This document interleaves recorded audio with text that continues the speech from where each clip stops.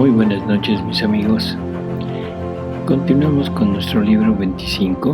Nos toca la lectura 25.9 de noviembre 20 de 1928. Quien vive en el querer divino está en posesión del día perenne. No conoce la noche y se vuelve dueña de Dios mismo. Creo que desde el título es impresionante lo que nos dice, ¿no? O sea, se vuelve dueña de Dios mismo. Y eso de que está en posesión del día perenne, que no conoce la noche, o sea, está siempre bajo la luz de la divinidad y nunca se queda a oscuras, nunca hay algunos momentos de duda, de incertidumbre, de nada de esto. Y se me sentía toda abismada en el fiat supremo, y mi pobre mente se perdía en tantas verdades sorprendentes para mi pequeña capacidad. Todas las manifestaciones que mi dulce Jesús me había dicho sobre su santo querer se alineaban en mi pobre alma como tantos soles de belleza encantadora, uno distinto del otro, con la plenitud de cada alegría y felicidad que cada verdad poseía, y que mientras parecían distintos, estos soles formaban uno solo. ¡Qué encanto! ¡Qué belleza raptora! Estos soles asediaban a mi pequeña inteligencia y yo nadaba en esta luz interminable. Y como sorprendida pensaba en tantas cosas acerca de la divina voluntad, y mi siempre amable Jesús, moviéndose en mi interior, me ha dicho: hija mía, hija amadísima de mi querer, quien es hija de Él está en posesión del día perenne que no conoce la noche. Todo es luz para quien vive en mi querer. Sus propiedades son luz, belleza, alegría y felicidad. Y esto es nada. Nosotros, con dar nuestra voluntad a la criatura, la volvemos dueña de nosotros mismos y nos ponemos a su disposición. La hacemos hacer y vencer lo que quiere, porque no es un querer humano el que nos domina, no, sino nuestro mismo querer, que habiéndose bilocado en la criatura, su hacer, decir y vencer no es visto por nosotros como cosa extraña a nosotros, sino como cosa nuestra, y gozamos en hacerla decir, hacer y vencer, mucho más que ella nos vence a nosotros y nosotros la vencemos a ella. Bueno, lo primero que nos dice aquí Jesús es lo de la luz perenne, ¿no? O sea, está en posesión del día perenne que no conoce la noche. Todo es luz para esta alma. Y lo que esa alma posee por medio de esta luz son la belleza, la alegría, la felicidad. O sea, estas son las propiedades del querer divino. Luz, belleza, alegría y felicidad. Pero estos son como atributos, vamos a decirlo de esta manera. Pero la verdadera riqueza, la verdadera grandeza de lo que está en contacto continuo con esta alma al estar en la divina voluntad, al estar en este querer divino, dice que ellos, o sea, la divinidad, con dar su voluntad a la criatura, la vuelve dueña de él mismo, de ellos mismos. La vuelve dueña de la Trinidad, o sea, del Padre, del Hijo, del Espíritu Santo. La vuelve dueña del único Dios verdadero. O sea, es forzosamente, si se vuelve dueña de la Trinidad, forzosamente se vuelve también dueña de este Dios verdadero, único y verdadero. Esto es enorme, o sea, es algo totalmente inaudito lo que nos está diciendo. Dice, y nos ponemos a su disposición, la hacemos hacer y vencer lo que quiere, porque no es un querer humano el que nos domina, O sea, no es la criatura, no es que una criatura domine a Dios, sino que esta criatura, habiéndose sumergido en el querer divino, habiéndose sumergido en Dios mismo, ahora desde Dios domina a Dios. Y este dominar quiere decir simplemente como que le pertenece, como que todo lo que Dios hace ahora lo hace la criatura y lo que hace la criatura lo hace Dios.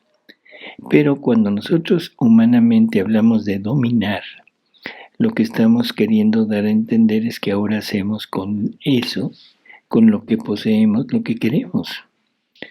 Y aquí no es exactamente igual. Aquí es, poseemos a Dios en nosotros, pero también poseemos su inteligencia, poseemos su voluntad, poseemos todo lo que Él posee.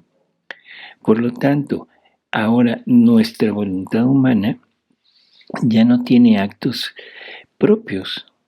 Todos los actos que hace los tiene que hacer unidos a la divina voluntad. Por lo tanto, toda esta posesión es voluntad de la divina voluntad, es voluntad de Dios, y la criatura se adhiere a esa voluntad. Y gracias a eso es que ahora la criatura se adueña de Dios mismo. No es la voluntad humana, como diríamos, poniéndose por encima de la voluntad divina, sino es totalmente al contrario. La voluntad humana se funde, se une a la divina. Y ahora la divina, como es el motor de Dios y al mismo tiempo es el motor de la criatura, ahora lo que la criatura hace lo hace Dios. Lo que la criatura quiere lo quiere Dios. Lo que quiere Dios lo quiere la criatura. Y lo que hace Dios lo hace la criatura. Este es el punto del dominar.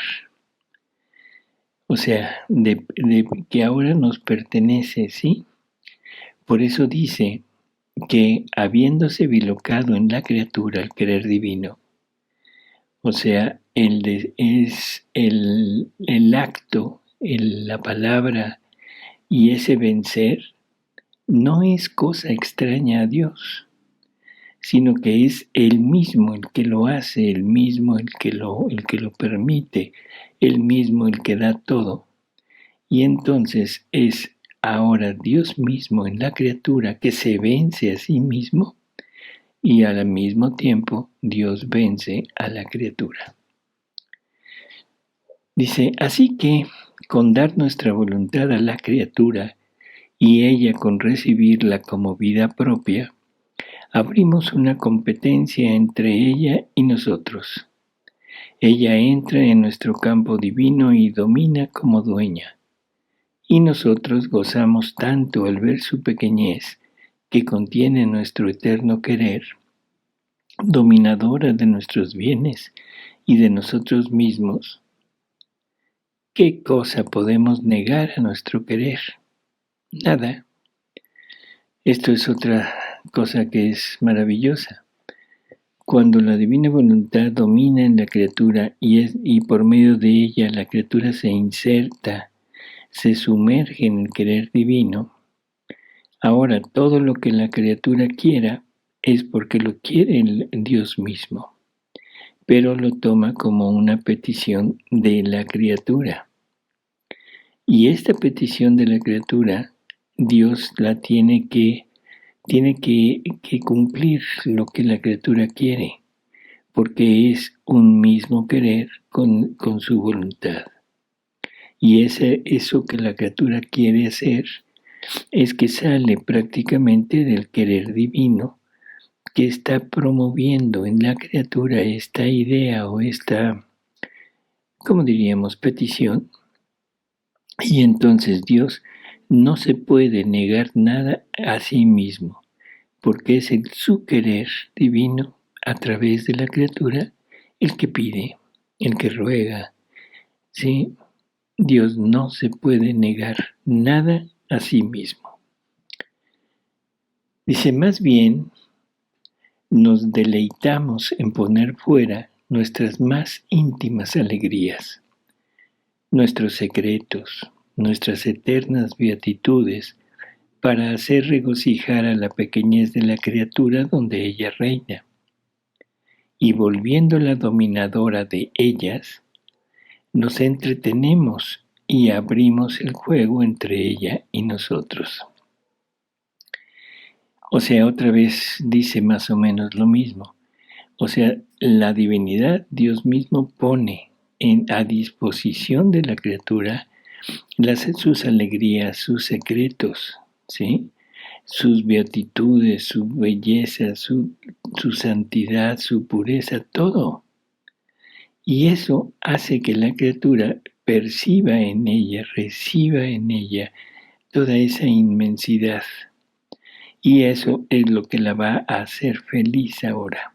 Eso es lo que va a estar continuamente felicitando y beatificando prácticamente a la criatura aquí desde la tierra. Dice, y lógico, la criatura se vuelve dominadora de estos atributos, de estas cosas que Dios le muestra de lo que Él es, y nos entretenemos y abrimos el juego entre ella y nosotros. ¿Qué juego? El juego de amor, de dar y ser correspondido, dar y ser correspondido. Por eso, cosa más grande no podía dar al hombre al crearlo que nuestra voluntad, porque solo con ella él podía llegar a donde quisiera y hacer lo que quisiera, hasta volverse dominador de lo que a nosotros nos pertenece. Esto no lo hicimos al crear las otras cosas. Ellas son dominadas por nosotros. No pueden hacer lo que quieren. Sus derechos son limitados, porque al crear al hombre hubo un arrebato más intenso de amor. Y en este arrebato de amor, el todo se fundió en la nada, y la nada adquirió su vida en el todo. Y para tenerlo más seguro, le dimos nuestra divina voluntad como patrimonio, a fin de que uno fuese el querer comunes los bienes, por cuanto la criatura es capaz, y tanto el amor del uno y del otro, hacerse dominar mutuamente.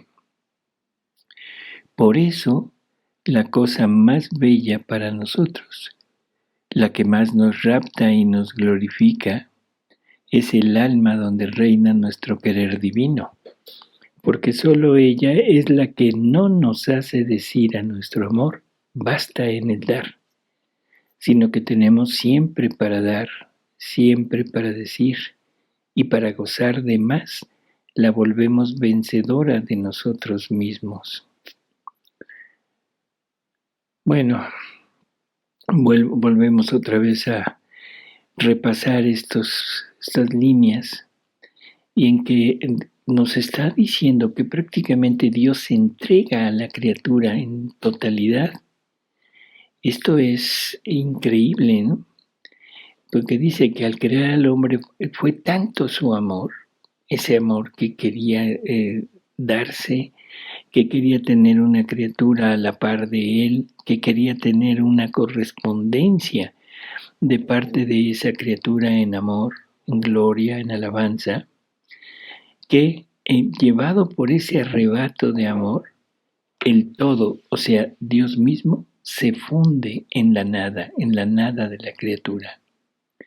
Y entonces la criatura, o sea, esa nada, adquiere la vida, adquiere su vida, pero en el todo. Por lo tanto, ahora la vida del hombre, la vida del ser humano, sale del todo y el todo es su propia vida. Esto que nos parece simples palabras, pero tiene una inmensidad, una profundidad tal que realmente nos resulta casi imposible poder penetrar todo lo que esto contiene. Que Dios se haga vida de una criatura, que la criatura viva de Dios, no viva por Dios, que eso sería diferente, porque todas las criaturas viven por el efecto que Dios pone en ellas, tanto de crearlas, darles la vida, como de conservarlas. No, sino que ahora vivimos de Dios, no por Dios, sino de Dios. Dios se vuelve la vida de la persona y entonces la persona cobra en ella las mismas atributos, los mismos dones, todo lo que todo lo que este querer divino contiene. Y entonces lo que pasa es que nos está proporcionando parte de su naturaleza divina. Nos está proporcionando su vida divina. Nos está proporcionando sus atributos, sus dones, sus obras, todo lo divino. O sea, volviéndonos prácticamente igual a uno igual que Él, uno igual que Jesús. Y luego, para que esto fuera, no fallara, que esto no mermara, nos dio su voluntad divina, y su voluntad divina es la que alimenta, la que continúa ese acto de creación, y de ese acto de creación continua en vida divina. Nada más que el hombre tiene libre albedrío, o sea, nadie lo puede sojuzgar, ni Dios mismo. Por lo tanto, en el momento en que el hombre quiso salirse, quiso desobedecer, quiso seguir el impulso de su propia voluntad, Dios se lo permite, porque había sido el efecto de una libertad dada por Él mismo. Así que, bueno, creo que es muy reconfortante saber que todo esto es lo que Dios había creado en el hombre, y ahora entender que esto es lo que podemos recuperar, tenerlo nuevamente como propiedad, no algo que se perdió y como recuerdo decir lo que el hombre tenía, sino el estar continuamente con la firme convicción de que ya lo tenemos y de que se confirma en nosotros toda esta inmensidad de bienes, toda esta inmensidad de dones y la vida divina misma que ahora es nuestra. Y si la vida divina vive en mí, entonces yo vivo vida divina. Yo soy vida divina. Dice, y por eso es que Jesús dice que esta criatura, en este logro, viviendo del querer divino, es la cosa más bella para ellos, la que más los rapta y los glorifica, por supuesto, porque solamente en esta alma, solamente en esta criatura, es la que la que le hace que sea imposible decir, ya no doy, ya no doy, ¿sí? Sino que Dios continuamente, como Dios es siempre nuevo y continuamente se está renovando. Esta alma que llega a vivir en la divina voluntad, en el querer divino, se enriquece con todos estos dones, con todas estas bienaventuranzas, con todas estas felicidades, con toda esta santidad, simpleza, pureza, en fin, que Dios está continuamente sacando de él para ponerlo a disposición de todos los bienaventurados, pero a través de esa criatura. O sea que prácticamente podríamos decir que estamos asistiendo, vamos a ponerlo de esta manera, estamos asistiendo a la bilocación de Dios en una criatura, y ahora este querer divino tiene dos centros, dos puntos a través de los cuales obra, a través de los cuales ejecuta sus obras. Y ese es este querer divino que está actuando en la criatura y al mismo tiempo en Dios mismo. Por eso sé atenta, hija mía. Si todo quieres, haz que nuestro querer reine en ti. Si todo quieres, haz que nuestro querer reine en ti.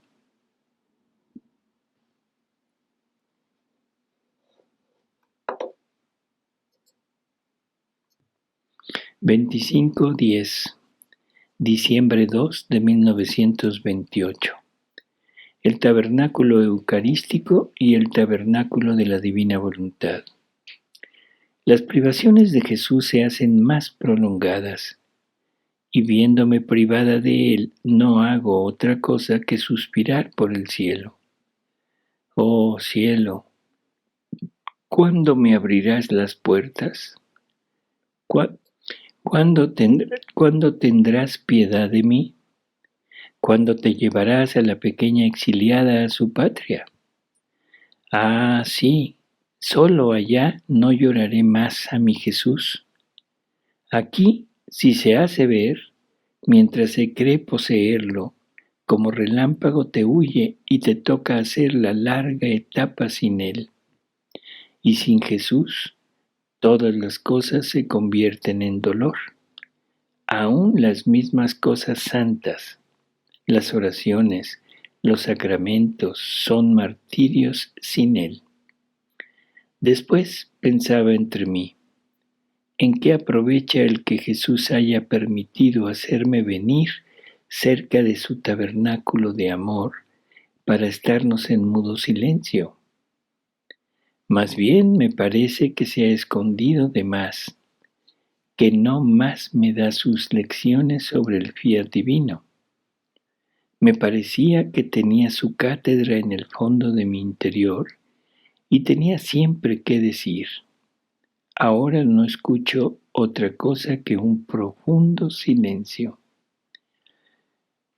Solo que siento en mí el murmullo continuo del mar de luz del eterno querer, que siempre murmura amor, adoración, gloria, y abraza todo y a todos.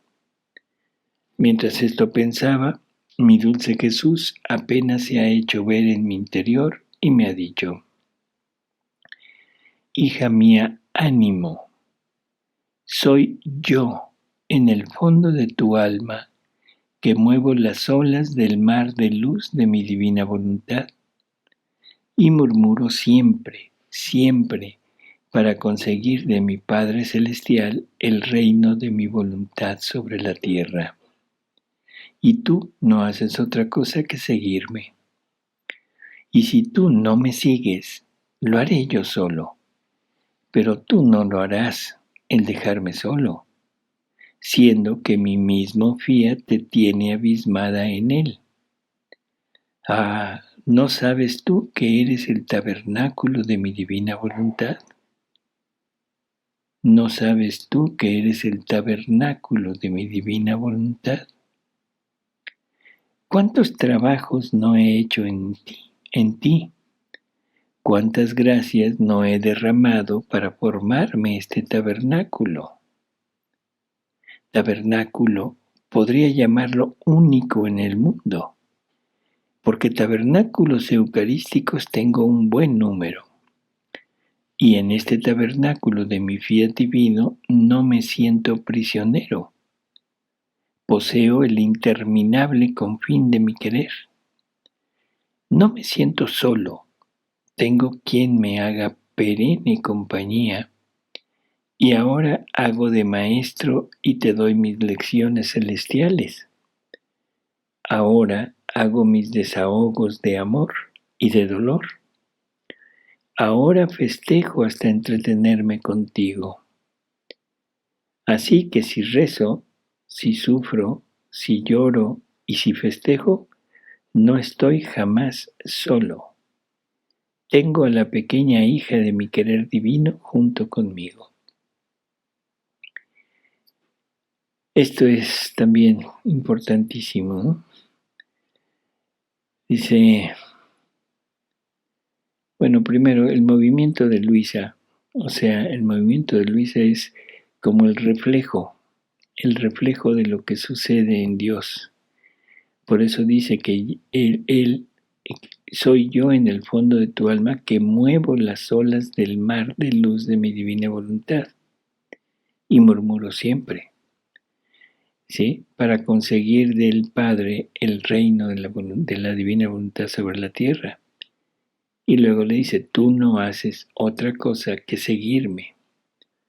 O sea, este seguir a Jesús en todos sus actos, pero desde la divina voluntad, nos pone en condiciones de multiplicar lo que Jesús hace con el mismo valor que tienen las obras de Él.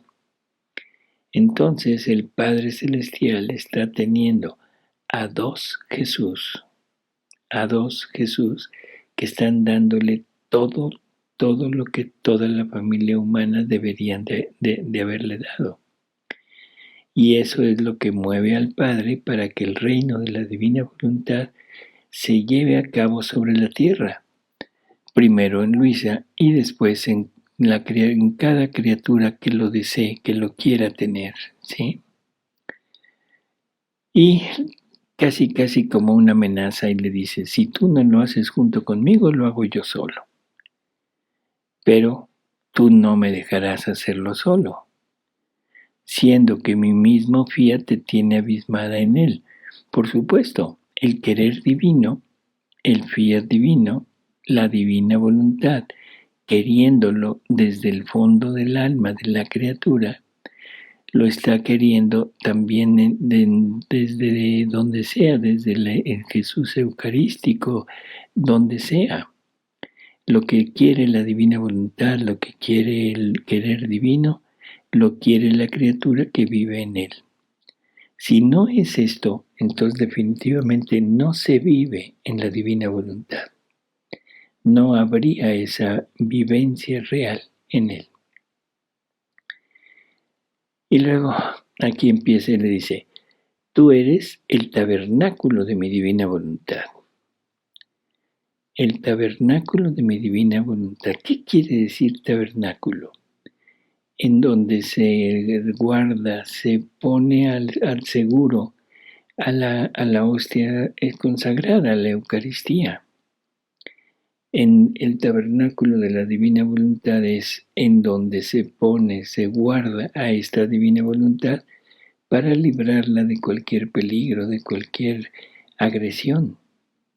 Y ese tabernáculo, se lo dice aquí Jesús, es Luisa. ¿No sabes tú que eres el tabernáculo de mi divina voluntad? Y luego le dice que ha hecho muchas cosas, que ha derramado muchas gracias y que para llegar a formar este tabernáculo.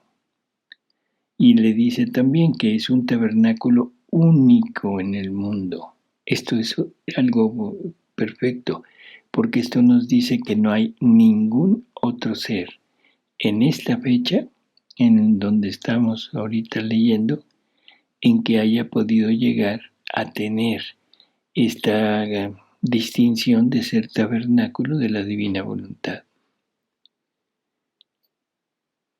Un tabernáculo donde él dice que no, en donde ya no se siente prisionero. Recordemos que la hostia es una prisión. La hostia no fluye en la vida de Jesús. La hostia no tiene miembros, no tiene nada que le pueda prestar a Jesús para que él desarrolle su vida. Está en la hostia completo, cuerpo, sangre, alma y divinidad, pero no puede desarrollar sus acciones. Por eso es que prácticamente ahí está como un prisionero.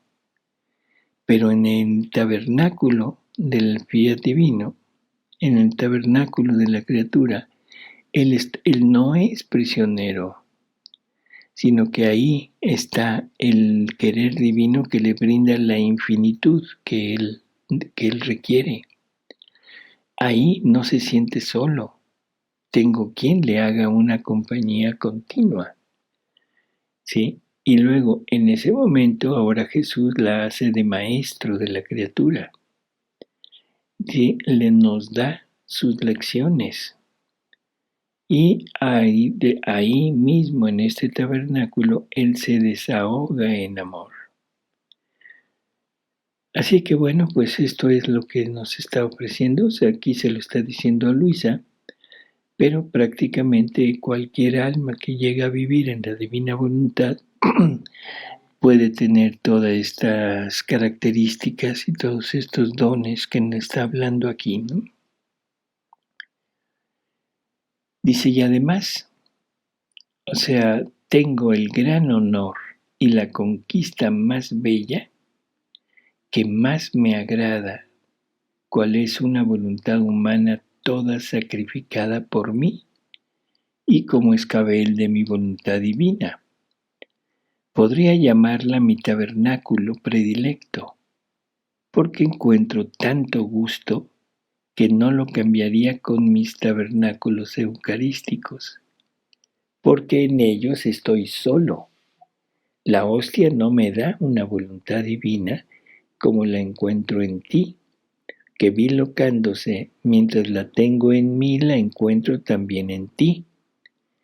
En cambio, la hostia no es capaz de poseerla, ni me acompaña en mis actos. Estoy siempre solo, todo es frío en torno a mí. El tabernáculo, el copón, la hostia son sin vida, por lo tanto no me dan compañía. Bueno, pues aquí nos está diciendo, nos está asegurando que lo que hemos estado hablando pues es una realidad. O sea, él busca una criatura donde poder rehacer su vida en este mundo, donde poder volver a actuar y fundido con la voluntad y con la persona de la alma que vive en la divina voluntad, ahora desde aquí estar llevando a cabo su vida en la tierra nuevamente. Yo me pregunto y digo, bueno, ¿esto realmente lo alcanzaremos a comprender? ¿Alcanzaremos a comprender lo que quiere decir tener a Jesús como vida, ser uno con Él y estar repitiendo mis obras humanas? Y en esas obras humanas Él montará sus obras divinas. Esto es increíble, ¿no? Es la conquista más bella, la que más le agrada, cual es una voluntad toda sacrificada por mí y como escabel de mi voluntad divina. Podría llamarla mi tabernáculo predilecto, porque encuentro tanto gusto que no lo cambiaría con mis tabernáculos eucarísticos. Esto es otra cosa que debemos tener en cuenta. ¿Qué gozo, qué valor le da Jesús al tabernáculo del alma que vive en la divina voluntad comparado con el tabernáculo del eucarístico? ¿Qué valor no le da Jesús a la hostia que se forma en el alma que vive en la divina voluntad, a la hostia que el sacerdote consagra? O sea, es tremendo lo que está diciendo aquí. ¿Sí? Y aparte, o sea, en pocas palabras, lo que dice es que esto no cambiaría el tabernáculo eucarístico por el tabernáculo en el alma que vive en la divina voluntad. Por lo tanto, tiene más valor, tiene más beneficios, más gracia, más efectos el alma que en la divina voluntad, el querer divino desde una criatura, obrando desde una criatura, que obrando desde la voluntad humana. Dice, no la cambiaría con mis tabernáculos eucarísticos porque en ellos estoy solo. La hostia no me da una voluntad divina como la encuentro en ti, que bilocándose mientras la tengo en mí, la encuentro también en ti. En cambio, la hostia no es capaz de poseerla, ni me acompaña en mis actos. Estoy siempre solo, todo es frío en torno a mí. El tabernáculo, el copón, la hostia son sin vida, por lo tanto no me dan compañía. Por eso he sentido tanto gusto en tener cerca de mi tabernáculo eucarístico el de mi divina voluntad formado en ti, porque solo con mirarte siento que se rompe la soledad y siento las puras alegrías que puede darme la criatura que hace reinar en ella a mi divina voluntad. He aquí el por qué todas mis miras, mis premuras y mis intereses son por hacer conocer mi divina voluntad y hacerla mi reinar en medio de las criaturas, porque entonces cada criatura será un tabernáculo vivo, no mudo, sino hablante, y no estaré más solo, sino que tendré mi perenne compañía y con mi divina voluntad bilocada en ellas, tendré mi compañía divina en la criatura. Entonces tendré mi cielo en cada una de ellas, porque el tabernáculo de mi voluntad divina posee mi cielo en la tierra. Un tabernáculo vivo, no mudo, hablante. No lo dejaremos jamás solo, y siempre tendrá la continua compañía de la criatura que vive en la divina voluntad. Y es una compañía divina, no humana. ¿Por qué? Porque ahora la divina voluntad se ha convertido en vida de la criatura.